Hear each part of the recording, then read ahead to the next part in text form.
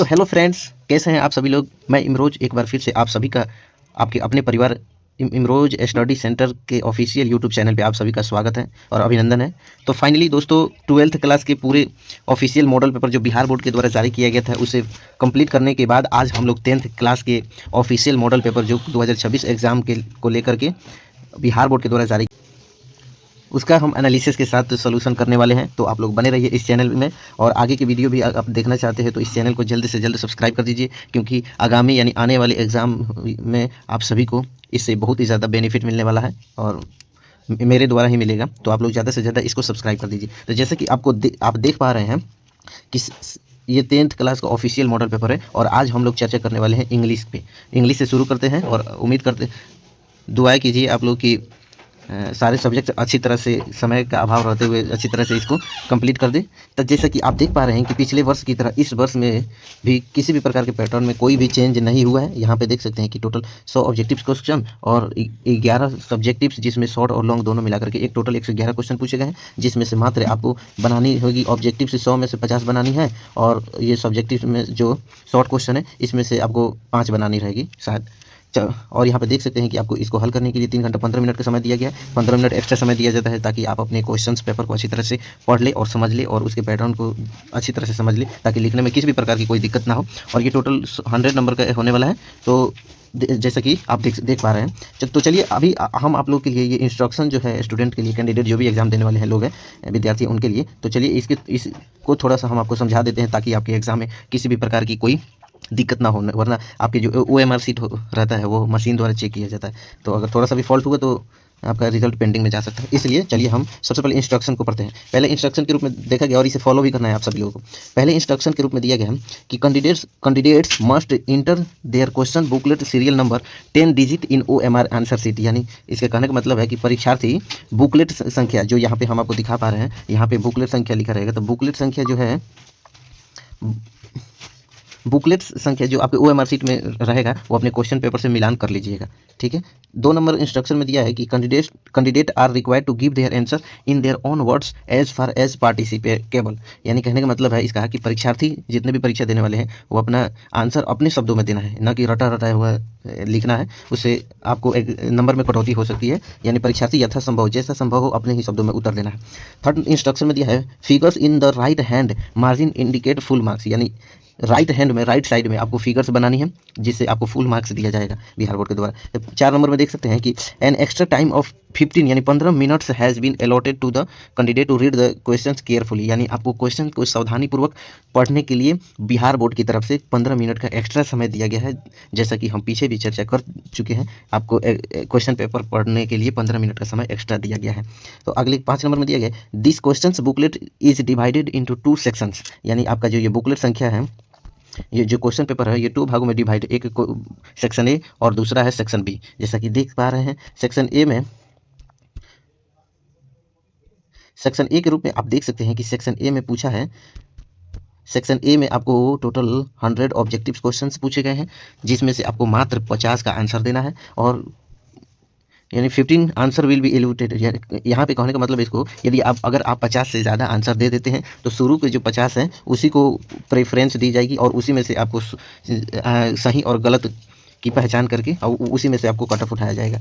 तो चलिए 7 number question में 7 नंबर देख सकते हैं। सेक्शन बी में, यानी सेक्शन बी में total 11 descriptive answer type question है, यानी सब्जेक्टिव क्वेश्चन 11 है, which are to be answered. यानी 11 क्वेश्चन का आंसर आपको देना है। और लास्ट इंस्ट्रक्शन में दिया है कि use of any electronic appliance is strictly prohibited. यानी यदि आप किसी भी इलेक्ट्रॉनिक उपकरण का इस्तेमाल करते हैं अपने एग्जाम में तो वो आपके एग्जाम को हानिकारक है, उसे यूज नहीं करना है। तो चलिए बिना समय गंवाए हम चलते हैं और क्वेश्चन को देखते हैं और हम जल्द से जल्द इसे सॉल्व कर देते हैं ताकि ज़्यादा समय नहीं लेंगे। मुझे भी समय का काफ़ी अभाव है मेरे पास, इसलिए हम ज़्यादा समय नहीं लेंगे। देख सकते हैं कि आपके इंग्लिश क्वेश्चन के शुरू में यानी 1 से 60 तक आपके यानी प्रिस्क्राइब्ड टेक्स्ट है, यानी आपके बुक से क्वेश्चन दिए गए हैं 1 से 60 तक, और 60 के बाद आपके ग्रामेटिकल क्वेश्चन पूछे गए हैं। तो सबसे पहले क्वेश्चन के रूप में पूछा गया है कि Walter de la Mare is a dash dash poet. यानी वाल्टर डेला मेयर किस टाइप के पोएट कवि हैं, तो मॉडर्न है कि यानी ऑगस्टेंस है कि क्लासिकल है कि रोमांटिक है, किस प्रकार के कवि है। तो वाल्टर डेला मेयर किस प्रकार के कवि है, तो आप लोग इसका आंसर दीजिए। तो Walter de la Mare modern युग के कवि है, और ये वाल्टर डे ला मेयर द्वारा कौन सी चैप्टर लिखा गया है? तो मार्था लिखा गया है। मार्था आप लोग पढ़े होंगे अपने इंग्लिश के चैप्टर, मार्था इनके द्वारा लिखा गया। चलिए आगे की तरफ बढ़ते हैं और 2 नंबर क्वेश्चन को देखते हैं। 2 नंबर क्वेश्चन के रूप में पूछा है कि the author Joan Lexau has written, यानी जॉन लेक्स जो है वो कौन निम्न में से कौन क्या लिखे हैं, और यानी ऑथर यानी जॉन लेक्स द्वारा लिखा गया है। क्या लिखा गया है? तो me and the ecology bit Joan lakes के द्वारा लिखा गया। Me and the ecology bits Joan lakes के द्वारा लिखा गया। चलिए 3 नंबर क्वेश्चन में पूछा है कि हल्कू इज अ कैरेक्टर इन, यानी हल्कू इज अ कैरेक्टर इन, हल्कू का कैरेक्टर क्या था? तो हल्कू का कैरेक्टर आप लोग को पता है कि जनवरी नाइट था। चलिए आगे की तरफ। कंपोज्ड, यहाँ पे कंपोज्ड का मतलब होगा खाद। कंपोज्ड का मतलब क्या होगा? खाद होता है। तो 4 नंबर पूछा कंपोज्ड इज कंपोज्ड इज क्या है? तो composed is a manner, manner में भी खाद ही होता है। चलिए आगे की तरफ बढ़ते, वीडियो काफ़ी लंबा हो जाएगा इसलिए हम जल्दी जल्दी सॉल्व कर देते हैं, इसलिए कि 100 क्वेश्चन को सॉल्व करना है। 5 नंबर में पूछा है कि the first invaders of the land war, यानी first invaders of the land war ये किस चैप्टर का है? तो द पेज फॉर लिविंग का है। पेज फॉर लिविंग का है, ये आप लोग पढ़े होंगे। तो इन्वेडर्स जो है वो कहाँ भूमि उधार रखा था, यानी कर्ज पे रखा था। कहाँ रखा था? तो आर्यंस से वो अपनी भूमि को कर्ज पे रखा था। चलिए 6 नंबर क्वेश्चन को देखते हैं। The writer in the piece for living so a play in, यानी लेखक जो था पेज फॉर लिविंग का कौन था? तो आरसी हचिंसन जो था, आरसी हचिंसन जो था वो एक नाटक दिखाया था। कहाँ दिखाया था? तो आप लोगों को पता है कि वो नाटक डबलिन में दिखाया गया था। चलिए आगे की तरफ बढ़ते हैं और 7 नंबर में देखते हैं। 7 नंबर में पूछा है कि Premchand is a pain of, यानी प्रेमचंद का दूसरा नाम क्या है? प्रेमचंद का दूसरा नाम क्या है? तो आप लोगों को पता होगा उनका दूसरा नाम धनपत राय है, जो इनके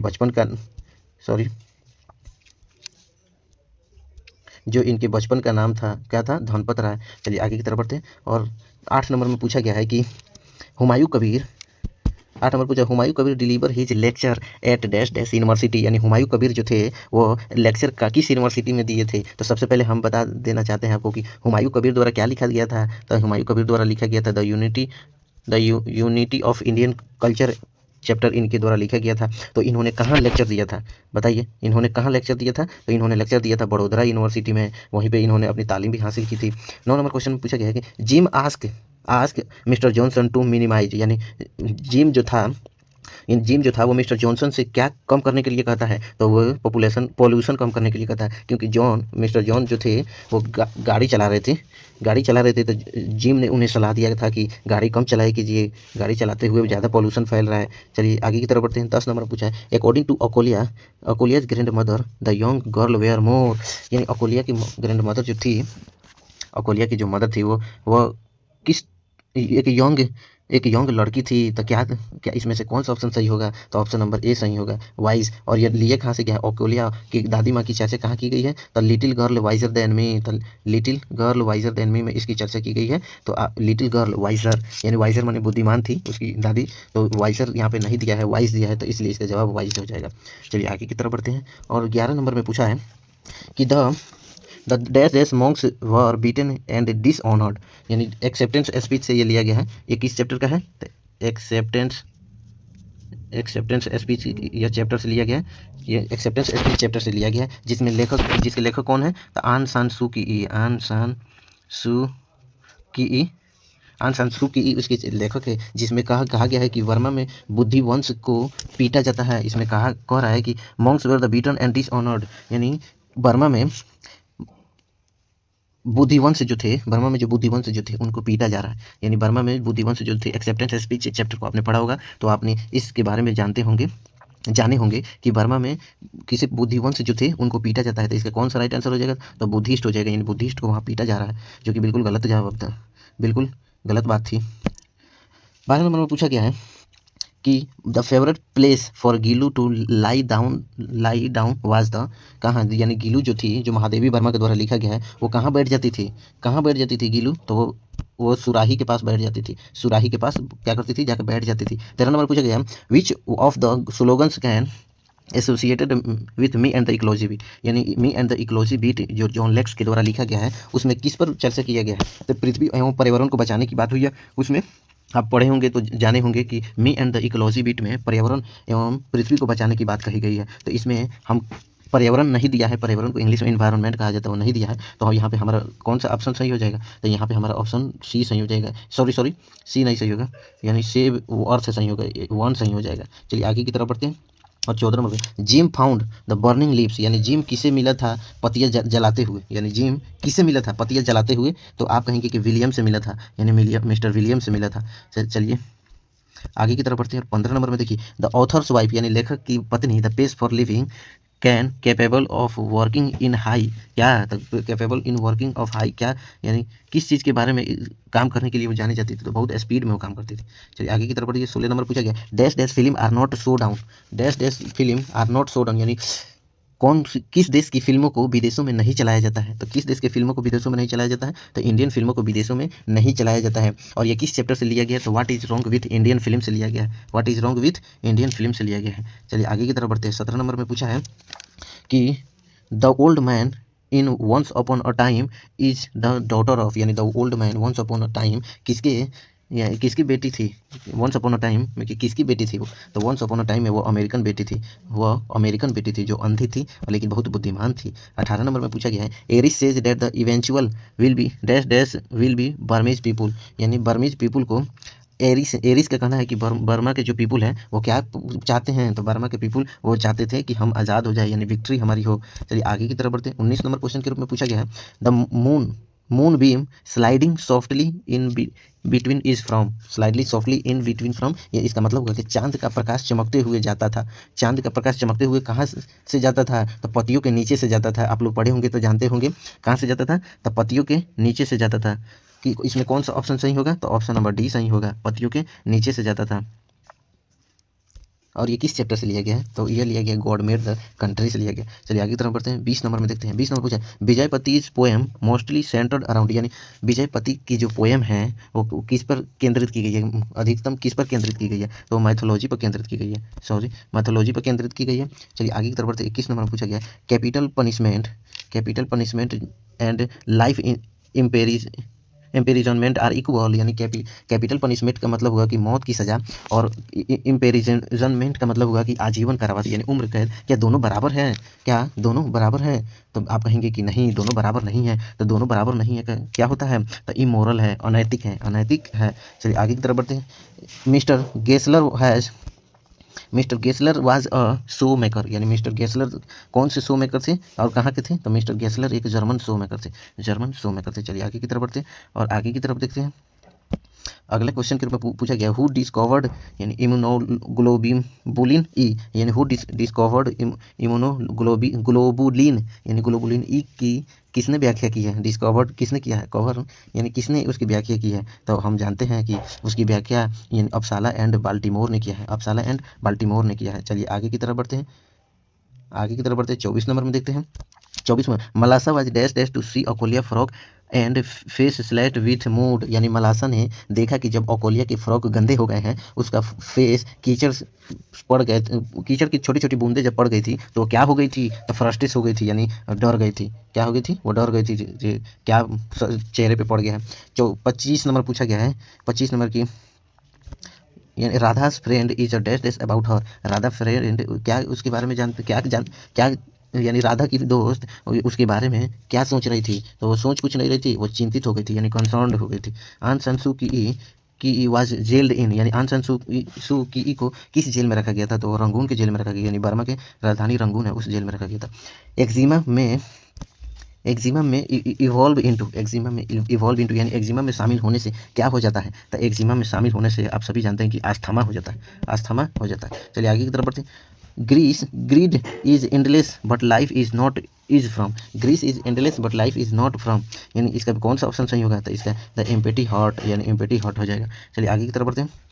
29 नंबर में पूछा है the polythene bag make a squeakily noise when, यानी the polythene bag make, polythene को छूने से खिखियाने की आवाज़, यानी पॉलीथीन को जब छू रहे थे तो खिखियाने की आवाज़ निकलती है। कब? जब वो क्या करती है? जब वो उसे टच करती है तब उसमें से खिखियाने की आवाज़ निकलती है। चलिए 30 नंबर में पूछा है कि doctor Rana SP was an specialist, यानी डॉक्टर राणा एसपी किस चीज़ के स्पेशलिस्ट थे, डॉक्टर थे? तो एलर्जी के डॉक्टर थे, एलर्जी के क्या थे? डॉक्टर थे एलर्जी के। चलिए 31 नंबर में पूछा गया है कि a whole new word lie right before you, यानी कहने का मतलब जिसमें एक माँ अपने बेटे को पत्र लिखी थी और माँ उसे मोटिवेट करती थी, यानी माँ उसे मोटिवेट करती थी। किस चैप्टर की बात कही गई है? तो यह टू हॉरिजॉन चैप्टर की बात कही गई। चलिए आगे की तरफ बढ़ते। 32 नंबर में पूछा गया है, India dash dash only to Hollywood in film production, यानी इंडिया हॉलीवुड के प्रोडक्शन में किस स्थान पे है, यानी विश्व में उसका कौन सा स्थान है? तो उसका स्थान सेकेंड स्थान है, इंडियन हॉलीवुड का सेकेंड स्थान है। 33 नंबर में देखिए, dash dash was applied to the wood of glue, यानी जब गीलू को जख्म हुई थी, यानी गीलू जब घायल हुई थी तो उसे किस चीज़ की दवाई दी गई थी? किस चीज़ की दवाई दी गई थी? वो दवाई पेंसिलिन से बनी हुई थी, यानी पेंसिलिन की दवाई दी गई थी। चलिए 34 नंबर में पूछ कह रहा है, simplification of dash dash nursery for Indian cinema, यानी दर्शाइए कि इंडियन फिल्म कैसी है, तो इंडियन फिल्म में क्या सुधार करनी चाहिए? आपके सुझाव की ज़रूरत है, तो कंटेंट सुधार करनी चाहिए। आजकल बहुत ही अश्लीलता बढ़ चुकी है। चलिए आगे की तरफ बढ़ते हैं, हालांकि वो अच्छा कदम है, कंटेंट में सुधार करनी चाहिए। कहीं कुछ कुछ दिखा दे रहा है कौन। चलिए आगे की तरफ पूछा कह रहे हैं, कितने नंबर? 35 नंबर में, his hot to melt down dash dash has been taken from, यानी पिघलने की बात किस में की गई है? तो पिघलने की बात किस में की गई है बताइए? तो पिघलने की बात पॉलीथीन बैग, यानी कौन सी पिघलती है? तो पॉलीथीन पिघलती है। 36 नंबर में पूछा गया है कि ह्यूमैनिटीज़, यानी humanity can no longer be bound to, यानी humanity can no longer to bound to, ये किस चैप्टर की बात की गई है? तो रेसिकल की चैप्टर की बात की गई है। रेसिकल देख रहे हैं कि आपके बुक से एक लाइन कहीं से उठा दे रहा है, उसे ऑब्जेक्टिव बना दे रहा है, और इस स्तर की ऑब्जेक्टिव बना रहा है कि सीधा पूछ रहा है कि ये किस चैप्टर की बात है। तो आप लोग पढ़े होंगे तब तो बना पाएंगे। तो आप बताइए किस चैप्टर की बात है, आप लोग बताइए। तो ये एक्सेप्टेंस स्पीच चैप्टर की बात है, एक्सेप्टेंस स्पीच चैप्टर की बात कर रहा है। चलिए आगे की तरफ बढ़ते। 37 नंबर में देखिए, 37 नंबर में कह रहा है कि the high pick strain of the koel wake up a cup और थाउजेंड, यानी जो कोयल है वो सुबह में जगती है तो कितने तरह की आवाज़ें निकलती है? कितनी तरह की आवाज़ें निकलती है बताइए? तो वो कितनी तरह की अगर आवाज़ें निकलती है तो उसकी आवाज़ें मेमोरीज बन जाती है, यानी वो सदा के लिए सेव हो जाती है। कितनी सुरीली आवाज़। 38 नंबर पूछ रहे, the Gessler made shoes only on, यानी द गेसलर जो था वो मेड ओनली शूज ऑन, यानी ऑर्डर वाले जूते बनाता था। वो किस टाइप के जूते बनाता था? तो वो सिर्फ ऑर्डर वाले जूते बनाता था, यानी जो उसके पास ऑर्डर करता था वो उसी प्रकार के जूते बनाता था। जो ऑर्डर नहीं करता था वो उनका जूता नहीं बनाता था। यानी हॉकू was dash dash inspired of the ruined field, हॉकू जो था वो किस चीज़ से डैश डैश, यानी इंस्पाइट ऑफ रूइंड फील्ड, यानी खराब अवस्थिति को देख करके वो क्या हो गया था? खराब अवस्थिति को देख करके वो हैप्पी हो गया था, हैप्पी। चलिए आगे की तरफ बढ़ते। 40 नंबर में कह रहा है कि who said your books gave me wisdom it the bet, यानी किसने कहा था कि तुम्हारी बुक हमें ज्ञान दे दी है? किसने कहा था कि तुम्हारी बुक हमें ज्ञान दे दी है? तो ये बात किसने कहा था? तो लॉयर ने, यानी वकील ने कहा था। किससे कहा था? आप लोग बताइए, पढ़े होंगे तो आपको जानकारी होगी। 41 नंबर में कह रहा है कि dash dash create by compose according to Mister Williams, यानी कि कौन सी चीज़ है जिसे खाद बनाई जा सकती है? विलियम के अनुसार कौन सी चीज़ें हैं जिसे खाद बनाई जा सकती है? यानी कौन सी चीज़ें हैं जिसे खाद बनाई जा सकती है जाती है? कौन सी इसमें चीज़ है? तो 41 के डी हो जाएगा, यानी एयर पोल्यूशन को रोकने पे खाद बनाया जा सकता है। एयर पोल्यूशन को हमें रोकनी चाहिए, यानी कह रहा है कि इसमें कौन सी चीज़ें हैं जो एयर पोल्यूशन को, कंपोस्ट मतलब पोल्यूशन वही खाद होता है, तो एयर पोल्यूशन से रोका जा सकता है। चलिए आगे तरफ बढ़ते हैं। 42 में पूछा है, Gillu was keep to catch the author, यानी गिलू जो था वो ऑथर की क्या कीन कर लिया था? क्या कीन कर लिया था ऑथर का? तो अटेंशन उसका छीन लिया था, उसका अटेंशन था। चलिए आगे की तरफ बढ़ते हैं। 43 नंबर क्वेश्चन में पूछा गया, seats and blankets should be washed, यानी सीट्स और ब्लैंकेट कब कब कितने दिनों में धोनी चाहिए? तो सीट्स एंड ब्लैंकेट वीकली धोना चाहिए, यानी एक सप्ताह में एक बार जरूर धोना चाहिए, जिससे बीमारी ना हो। Dash dash was not honest in his relationship in love defile, यानी कौन था जो रिलेशनशिप में अच्छा नहीं था? रिलेशनशिप अच्छा नहीं था उसे डिफाइन कीजिए। तो किसने कहा था कि हम रिलेशनशिप में अच्छे नहीं हैं? तो ये नरेटर का कहना था, नरेटर का कहना था। चलिए आगे की तरफ बढ़ते हैं। 45 में पूछे, the porter climbed the dash dash, the porter climbed, यानी क्लिम्प मतलब होता है पहाड़ की चोटी, यानी जैसे ऐसे पहाड़ रहता है, मान लीजिए ऐसे पहाड़ रहेगा तो ये पहाड़ की चोटी क्लिम्प कहलाती है। क्या कहलाती है? क्लिम्प। तो क्लिम्प इसका पहाड़ की चोटी किस में था? तो लेन में था, पहाड़ की चोटी एकदम लेन में, एक लेन में था। 46 में पूछे, dash dash cheered the koel swings, यानी 46 में पूछे कोयल की पंख को किस में झुलसा दिया था? Dash dash care the koel swing wings, यानी कोयल की पंख को किसने जला दिया था? किसने झुलसा दिया था? तो कोयल की पंख को द फायर ऑफ लव, यानी प्यार की आग ने जला दिया था। चलिए आगे की तरफ बढ़ते। 47 नंबर में पूछा है, the bankers failed dash dash dash after reading the letter of the lawyer, यानी लॉयर की पत्र पढ़ने के बाद वकील बैंकर्स क्या हो गया था, बैंकर्स बहुत घृणित हुआ था, बैंकर्स क्या हुआ था, तो बहुत घृणित हुआ था, यानी कंटेम्प हुआ था, कंटेम्प्ट हुआ था। चलिए आगे की तरफ बढ़ते हैं।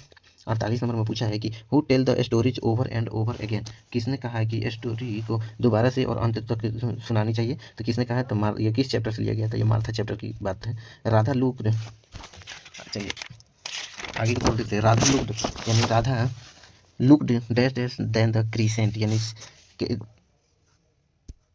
राधा की यानी क्रीसेंट के अनुसार कैसी दिखती थी, राधा कैसी दिखती थी, बताइए राधा कैसी दिखती थी। तो राधा थीनर थी, यानी बहुत पतली थी, राधा बहुत पतली थी।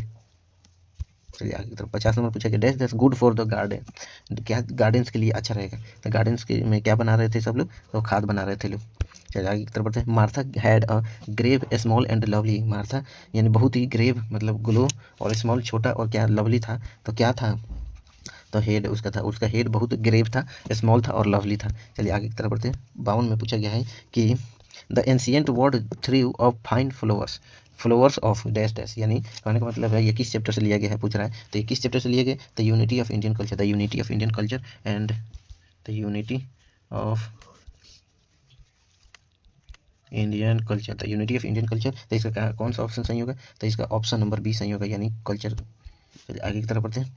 और 53 नंबर पूछा गया है कि highly dilated the two girls watch the dash dash float, यानी दो गर्ल्स को कहाँ देखा गया था, तो दो गर्ल्स को कहाँ देखा गया था, तो चिप चिप पे दिखा गया था। चलिए आगे की तरफ बढ़ते हैं। 54 नंबर पूछा गया dash dash pictures of gold were given to the rich man, यानी रिच मैन को कहाँ गोल्ड दिया गया था, यानी रिच मैन को पिक्चर्स के कहाँ गोल्ड दिया गया था, कितने गोल्ड दिया गया था, सॉरी कितने गोल्ड दिया गया था, तो उसको टोटल कितने गोल्ड दिए गए थे, तो उसको टोटल 7 गोल्ड दिए गए थे।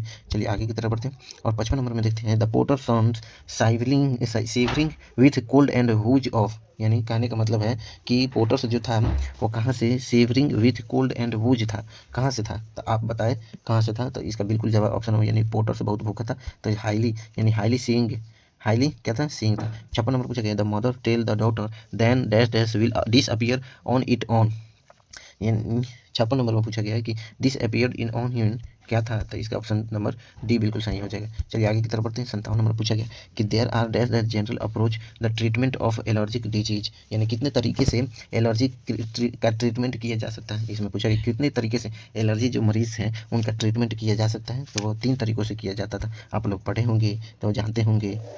चलिए आगे की तरफ बढ़ते हैं। 58 नंबर पूछा bankers had given a party यानी डैश डैश ईयर्स अगो, यानी बैंकर्स जो था वो एक पार्टी दे रहा था, कितने वर्षों के बाद वो पार्टी दे रहा था, तो आप कहेंगे कि 15 साल के बाद वो पार्टी दे रहा था, तो 15 ईयर्स हो जाएगा। चलिए आगे की तरफ बढ़ते हैं। 59 नंबर में पूछा गया है कि the ice pudding was in the shape of dash dash house, यानी ये सन एंड मून वाले चैप्टर से लिया गया है, और ये पूछ रहा है ये लाइन किस किस चैप्टर से लिया गया है, तो सन एंड मून चैप्टर से लिया गया, वो पतली वाली किताब से, तो इसका यानी घर किस आकार का था, तो घर पिंक आकार का था, पिंक कलर का था। और चलिए आपके बुक का अंतिम क्वेश्चन के रूप में ये अंतिम क्वेश्चन है, इसके बाद ग्रामर 40 पूछा गया, तो ग्रामर को सर हम हल करेंगे, इसलिए कि काफ़ी लंबा वीडियो हो जाएगा, जिससे आप लोग को परेशानी हो सकती है। यानी 60 नंबर में कह रहा है कि while jumping over the fire Halku dash dash his leg, यानी हल्कू अगर आग के ऊपर कूदते टाइम हल्कू की लेग क्या हो गया था, तो हल्कू का लेग अपना जला लिया था, तो साइंड मतलब जलाना होता है, साइंड मतलब जलाना होता है। अब देखिए ग्रामेटिकल क्वेश्चन के रूप में पूछा है, यानी 61 से 67 के बीच में choose the most suitable preposition, यानी प्रीपोजिशन पूछा है, तो प्रीपोजिशन पूछा है, तो इसका हम जल्दी जल्दी जवाब देना चाहेंगे, इसलिए काफ़ी सुशीला, तो Sushila came on the bus, यानी जैसे किसी भी गाड़ी पर अगर आप ट्रैवल करेंगे और उस पर बैठे रहेंगे तो उसमें किस चीज़ का प्रयोग किया जाता है, तो उसमें बाई का प्रयोग किया जाता है, किस चीज़ का प्रयोग किया जाता है, यानी सुशीला केम बाई बॉस, यानी सुशीला बॉस के द्वारा आ रही है। चलिए आगे की तरफ बढ़ते हैं। 62 नंबर में पूछा गया है कि it has been raining Monday, यानी मंडे इट हैज़ बीन, तो आप जानते हैं कि यह present perfect continuous it has been, have been लगा है और मंडे लगा है, तो मंडे के साथ कौन सा ऑप्शन सही होगा, सिंस मंडे, यानी it have been raining since Monday होगा। चलिए 63 नंबर पूछा गया the house is made dash dash marble, house जो किस टाइप के मार्बल से बने हैं, यानी उसमें कौन सा प्रीपोजिशन ऐड किया जाएगा, तो ऑफ हो जाएगा, यानी the house is made of marble, यानी घर मार्बल के बने हैं, घर किस चीज़ के बने हैं, तो मार्बल के। 64 में पूछा गया है कि वेट हेयर, यानी wait here dash dash I return, यानी वेट हेयर डैश आई, यानी तुम यहाँ इंतजार करो जब तक मैं वापस ना आ जाऊँ, अंटिल मैंने जब तक होता है। चलिए 65 में पूछा है कि don't be friend dot criminals, don't be friend dot criminals, इसमें यानी दोस्त से दुश्मनी मत करो, दोस्त से दुश्मनी मत करो, तो दोस्त से के साथ दुश्मनी मत करो। ऐसे सुझाव भी है। वी मेक कर्ड यानी हम दही बनाते हैं। डैश डैश काऊ मिल्क, डैश डैश काऊ मिल्क, किस मिल्क? द फ्रॉम यानी काऊ मिल्क यानी दूध, गाय के दूध से हम दही बनाते हैं, गाय के दूध से हम दही बनाते हैं। और आपके प्रीपोजिशन के लास्ट क्वेश्चन से Rakshita goes to school, go dash dash food, आप जानते हैं कि गो ऑन फूड, ये आपने लोकोक्ति पढ़ी होगी, तो यहाँ पे क्या हो जाएगा? ऑन हो जाएगा। तो ये 68 नंबर। अब इसके बाद देखते हैं 68 नंबर में पूछा है choose the correct synonyms. Synonyms का मतलब परिवाची शब्द चूज करना है। सबसे पहले विलेज, विलेज का परिवाची शब्द चूज करना है। तो विलेज का मतलब क्या होता है? तो विलेज का मतलब होता है चमकना, चमकना या ग्रो, ग्रो यानी विलेज का मतलब चमकना होता है। तो आप जानते हैं कि इसका क्या, इसमें क्या होगा? कूल मतलब ठंडा होता है, क्लिक माने दबाना होता है, ग्लो माने बढ़ना होता है, स्लो माने धीरे होता है। तो इसका कौन सा ऑप्शन सही होगा? ग्लो, यानी विलेज में चमकना, तो ग्लो में भी चमकना ही होता है, यानी फेयर लवली लगाइए और चमक जाइए, ग्लो कीजिए, वही वाला चमकना। चलिए आगे की तरफ बढ़ते हैं। Choose the correct antonyms. Antonyms मतलब होता है विपरीतार्थक शब्द, यानी उल्टा बताना है। तो एक्सक्लूड का उल्टा क्या होगा? एक्सक्लूड मतलब होता है, इंक्लूड मतलब होता है शामिल कर ले किसी को, एक्सक्लूड का मतलब होता है उसे बाहर निकाल देते। इसमें से क्या आंसर होगा? इंक्लूड होगा। चलिए आगे की तरफ बढ़ते हैं। 17 नंबर में पूछा है कि चूज द करेक्ट साइनोनिम्स, यानी फिर ग्लोरी का साइनोनिम्स यानी पर्यायवाची शब्द पूछा। तो ग्लोरी का पर्यायवाची शब्द सबसे पहले हम जानने का प्रयास करें। ग्लोरी मतलब क्या होता है? तो ग्लोरी मतलब शान होता है, शोहरत होता है, इज्जत होता है। ग्लोरी मतलब शान होता है, क्या होता है? तो शान होता है। तो इसमें किसका जवाब शान होता है? आप लोग बताइए। इसमें सबसे पहले हम आपको बता दें, प्रेस्टीज का मतलब शान होता है। किसका मतलब? तो प्रेस्टीज का मतलब भी शान ही होता है, इज्जत होता है। तो एक होता है choose the correct antonym slip. Steep, steep का एंटोनिम से पूछ रहा है, किसका पूछ रहा है? क्लिप, यानी स्टीप का मतलब होता है उल्टा। स्टीप का उल्टा क्या हो जाएगा? तो स्टीप का उल्टा आप कहेंगे कि स्टीप का उल्टा फ्लैट होता है। स्टीप का उल्टा क्या होता है? तो फ्लैट होता है। चलिए आगे की तरफ बढ़ते हैं। अगले में यानी 72 से 77 के choose the correct option of the following. 72 से 77 के बीच में ऑप्शन सही चूज करना है। तो 72 में पूछा है कि the choose the active voice from problems might be the create by her, यानी एक्टिव वॉइस को चुनना है। तो एक्टिव वॉइस ये है problems might be created by her, problems might be क्या? Created by her. तो इसको पैसिव वॉइस में बनाइए। पैसिव वॉइस में जब बनाइएगा तो इसका ये मॉडल एक्सुलरीज का प्रयोग किया गया, यहाँ पे मॉडल एक्सुलरीज माइट का प्रयोग किया गया है। तो इसका इसका जो पैसिव वॉइस होगा तो वो भी मॉडल एक्सुलरीज में ही होगा। तो यहाँ पे में लगा है तो नहीं, माइट चेंज नहीं होता है, तो यहाँ पे भी नहीं होगा, यहाँ पे भी नहीं होगा, यहाँ पे माइट लगा है तो समझिए कि यही होगा। इसलिए मॉडल एक्सुलरीज कभी भी चेंज नहीं होता। 73 नंबर में देखिए choose the passive voice ask your question, यानी पैसिव वॉइस चूज करना है हमें। एक्टिव वॉइस दिया है और पैसिव वॉइस चूज करना है। तो यहाँ पे क्वेश्चन मार्क लगेगा, बिहार बोर्ड के द्वारा गलती प्रिंट आउट किया गया है, थोड़ा सा मिस्टेक। आस्क योर क्वेश्चन, तो ये किस सेंटेंस से लिया गया? तो इंट्रोगेटिव सेंटेंस से। और इंट्रोगेटिव सेंटेंस में आप सभी जानते हैं कि किस चीज़ का प्रयोग किया जाता है? तो लेट का प्रयोग किया जाता है। तो सब में देख सकते हैं कि लेट का प्रयोग किया गया। उसके बाद में आप देख सकते हैं कि योर क्वेश्चंस, यानी your questions ask be ask, यानी वर्ब टू का प्रयोग किया जाता है उसमें। तो इसका कौन सा ऑप्शन सही होगा? तो इसका ऑप्शन नंबर डी सही होगा। चलिए आगे की तरफ 74 में पूछा है choose the active voice the food has been prepared by her, the food has been prepared by her. इसका ये पैसिव वॉइस दिया है और इसका एक्टिव वॉइस हमको चूज करना है। एक्टिव वॉइस ये हो जाएगा she has prepared the food, she has prepared the food. चलिए वीडियो काफी लंबा हो जाएगा इसलिए जल्दी जल्दी हम करें। Choose the correct passive voice he has sent me a present, he has sent me a present, यानी वह।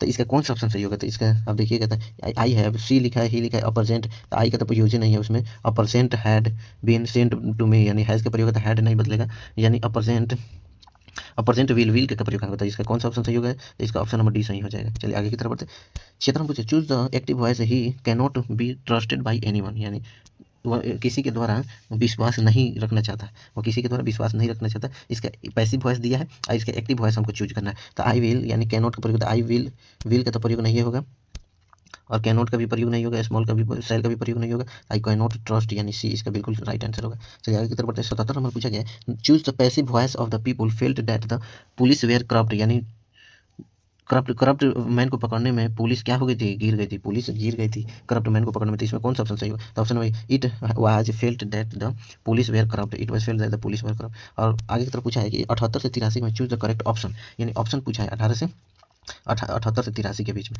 तो यहाँ पे 78 से 83 के बीच में पूछा है तो you dash dash do it, you dash dash do it क्या? तो यू शुड डू इट, यानी हमें यह करनी चाहिए। 79 में पूछा है कि आई dash dash vast my time, I dash dash vast, I must not vast my time, यानी हमें समय को नहीं बर्बाद करनी चाहिए। चलिए आगे की तरफ बढ़ते। 80 नंबर में पूछा है कि we dash dash go at once sleep, she needs help, she needs help must, यानी वी मस्ट गो एट, यानी हमें जाना चाहिए उसकी सहायता करने के लिए, उसकी मदद करने के लिए। चलिए आगे की तरफ बढ़ते हैं। 81 में पूछा है कि you dash dash walk carefully the floor is wet, यानी हमें फिर यहाँ पे मस्ट का प्रयोग किया, यानी हमें सावधानी पूर्वक टहलना चाहिए जिससे फ्लोर की वेट बनी रहे। चलिए 82 नंबर पूछा है कि he dash dash know the answer, he dash dash know the answer, क्या इसका क्या होगा, he may the know the answer, he need the know the answer, तो he could the out the know the answer, तो इसका कौन सा option सही होगा, इसका ऑप्शन नंबर सी सही होगा। इसलिए सी सही होगा कि ही डोंट नो द आंसर, यानी वह आंसर नहीं जानता है, इसके साथ ये परफेक्ट मैच कर रहा है। चलिए 83 नंबर पूछा है कि we have been inform that he dash dash arrive tomorrow, dash dash क्या अराइव टुमारो, तो ही विल लगे, ही विल अराइव टुमारो, यानी हम आपको सूचित करते हैं कि वो कल आएंगे, वो कल आएगा, या कुछ भी हो सकता है। चलिए आगे की तरफ, और यहाँ पे देख सकते 84 से 87 चूज द करेक्ट वर्ब, यहाँ पे वर्ब पूछा गया है, क्या पूछा गया वर्ब, तो 84 नंबर पूछा I dash dash to the cinema quite often, यानी आई गो लगेगा, यानी I go to the cinema quite often, यानी क्वाइट ऑफन, यानी हम शांत तरीके से सिनेमा जा रहे हैं। चलिए आगे की तरफ बढ़ते हैं। 85 नंबर में पूछा है कि ट्रस्ट ऑलवेज क्या, हमेशा जीतना चाहिए, ट्रस्ट ऑलवेज जीता जाता है।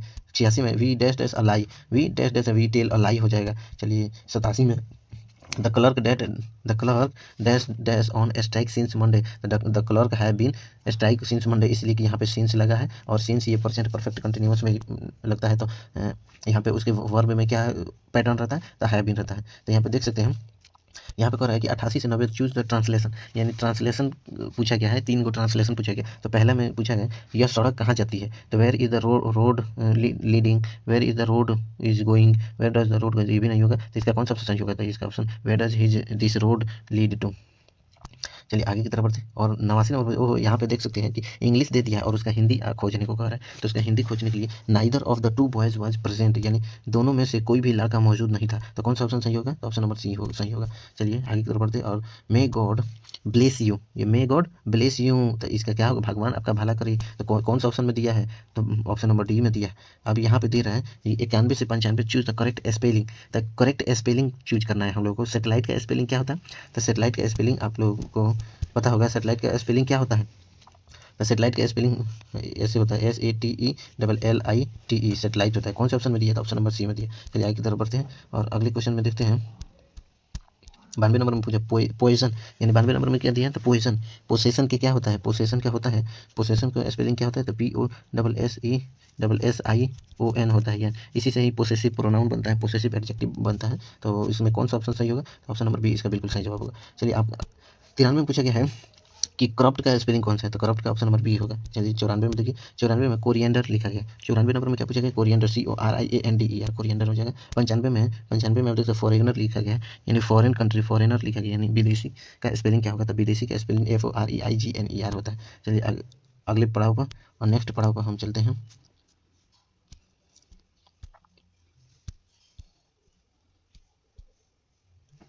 नेक्स्ट पड़ाव पे हम लोग चलते हैं।